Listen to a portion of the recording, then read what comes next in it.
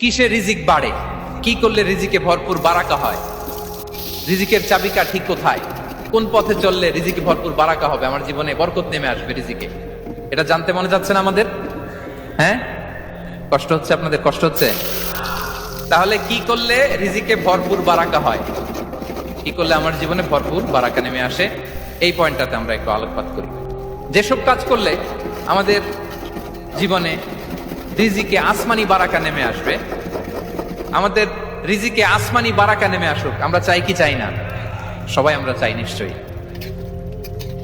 যে কাজ করলে রিজিকে আসমানি বারাকা আসে, এর এক নাম্বার হচ্ছে তাকওয়াল্লাহ, আল্লাহর ভয়।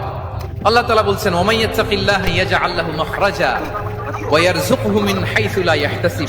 যে আল্লাহকে ভয় করে, যে আল্লাহ সচেতন, আল্লাহ তাকে মাখরাজ, মাখরাজ মানে কি জানেন? ওই যে এক্সিট লেখা না এদিকে, এই এক্সিটকে আরবিতে বলে মাখরাজ, মানে কোথাও আটকাবেন না, বের হওয়ার রাস্তা আছে, কোথাও আটকাবেন না, বের হওয়ার রাস্তা আল্লাহ তাআলা অ্যারেঞ্জ করে দিবেন। You will have the way out from crisis. ক্রাইসিসে পড়লে, সংকট মোমেন্টে আল্লাহ তাআলা ওখান থেকে এক্সিটের ব্যবস্থা আপনাকে করে দিবেন।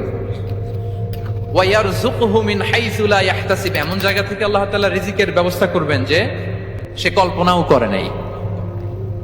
এরকম অনেক সময় হয় না যে আমি ভাবিও নাই যে এখান থেকে আমার রিজিকের বন্দোবস্ত হতে পারে, কোত্থেকে যে রিজিক চলে আসলো, এরকম জীবনে মাঝে মাঝে হয় কি হয় না?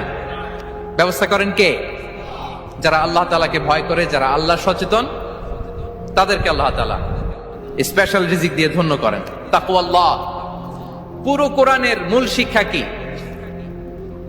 পুরো ইসলামের এসেন্স কি, জিস্ট কি, সারাংশ কি? যদি আমাকে জিজ্ঞেস করা হয়, আমি বলবো তাকওয়াল্লাহ, আল্লাহর ভয়, আল্লাহ